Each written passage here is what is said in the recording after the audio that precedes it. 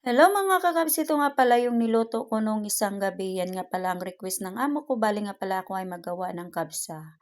Ayan nga pala, dito na naman ako sa aking pagsisimula kung paano na naman ako magluluto. Sa yun nga pala nagtatanong sa akin kung paano ba daw talaga ako natutong magluto ng Arabic food. Ako naman ay hindi naman ako tinuturuan, ay siyempre tayo kung gustuhin talaga natin magluluto kahit hindi ka tuturuan, kahit nakatingin ka lang or kahit pagmasdan mo lang sila. At saka yung pagluluto diyan kasi nasa kusina lang naman lahat yung mga rekados niyan. Hindi naman yan kung saan-saan mo pahanap-hanapin. At saka yung pagluluto naman kasi niyan, nandiyan lang talaga paulit-ulit lang yung mga hinahalo diyan.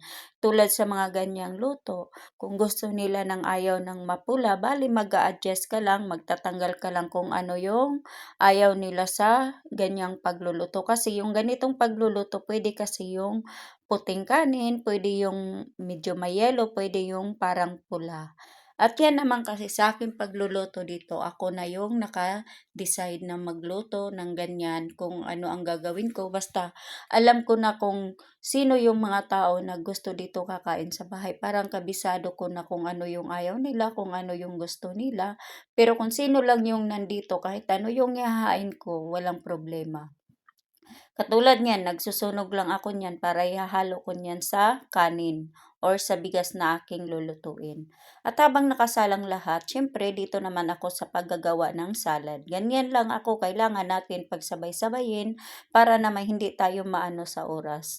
Hindi tayo naghahabol. Sa bagay, hindi naman ako naghahabol sa oras na yan kasi ako naman yung nag-aano ng oras ng aking pagluluto. Dito kasi ako na yung pinapaano kong magluluto ako. Basta naglabas na nga ako ng manok, kailangan ako ang magluluto. At saka hindi na ako sinasabihan na magluluto ka ng ganitong oras. Kailangan ako na yung nakaano kasi basang-basa ko na sila.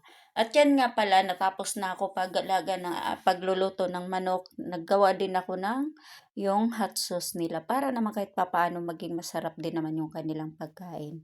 At yan nga pala ay natapos na yan, hainin ko na nga yung manok para naman ilalagay ko na yung bigas. Ganyan lang yung pagluluto niya, paulit-ulit lang naman. Ay syempre, kung nagkamali ka, matuto ka rin. Pag sinasabihan ka, kailangan mong tanggapin kasi diyan ka natuto eh. At yan nga pala yung ginagawa ko yan, yung pang-toppings ko sa manok. Bali nga mantika at saka tumitupis lang yung ginagawa ko niyan. Ayan nga pala akin yan i-oven para naman parang maging barbecue din ang style niya.